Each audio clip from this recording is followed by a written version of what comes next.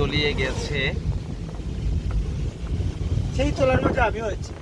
চতুর্দিকে পানি, শুধু পানি আর চতুর্দিকে পানি, এই দেখেন। পানি আর পানি, শুধু কলকলি পানি। গতকালকে এই রাস্তায় প্রায় হাঁটু পানি ছিল, আজকে পানি কিছুটা কমে গেছে। এই যে দেখেন রাস্তার পাশে পানি। আজকে আসছি আমরা দেখার জন্য পানি কোন জায়গায় কতটুকু বেড়েছে সেটা দেখার জন্য আসছি। পানি অনেকটা কমে গেছে, প্রায় 12 ঘন্টার ব্যবধান অনেক পানি কমেছে। যদি আজকে এবং আগামীকাল বৃষ্টি না হয় তাহলে পানি কমবে। এখন বৃষ্টি হচ্ছে অল্প পরিমাণে, অনেক পানি আপনাকে দেখাতে পারছি। এই দেখেন রাস্তার পাশে একটা পানি, এই সাইডে পানি, এখন প্রায় চতুর্দিকে পানি।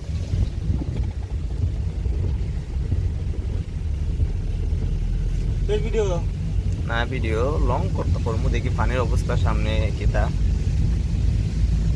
পানির মধ্যে অনেকই পানি, শুধুমাত্র মেইন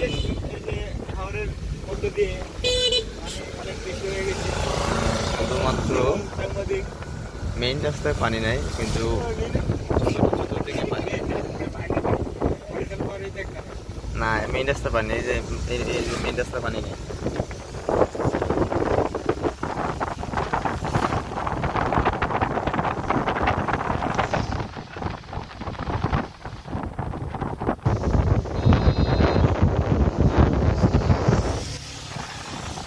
বছরই ইন্ডিয়ার পানি বন্যার সৃষ্টি করে।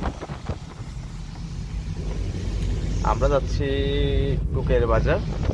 টুকের বাজার রাস্তা হচ্ছে এদিক দিয়ে জামালগঞ্জ, শান্তনা সব যাওয়া যায়, আর সামনে হচ্ছে টুকের বাজার।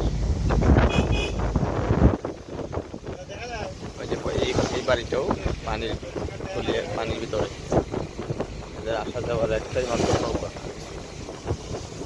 এই যে অনেকগুলা বাড়ি। আমি গাড়িতে বসে ভিডিও করছি, তাই পুরোপুরি ক্লিয়ারলি ভাবে আপনাদেরকে দেখাতে পারি না।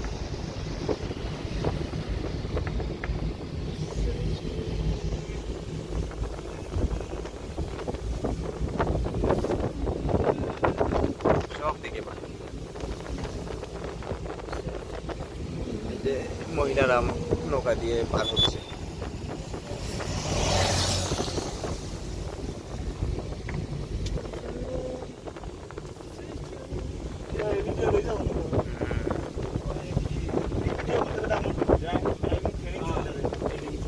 আজকে অন্য একটা শর্ট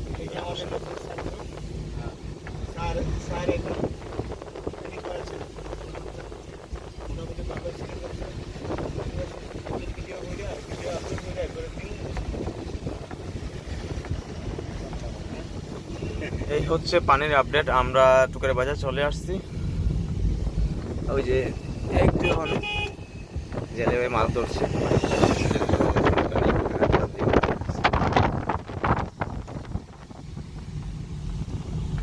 অনেকটা পানি কমে গেছে।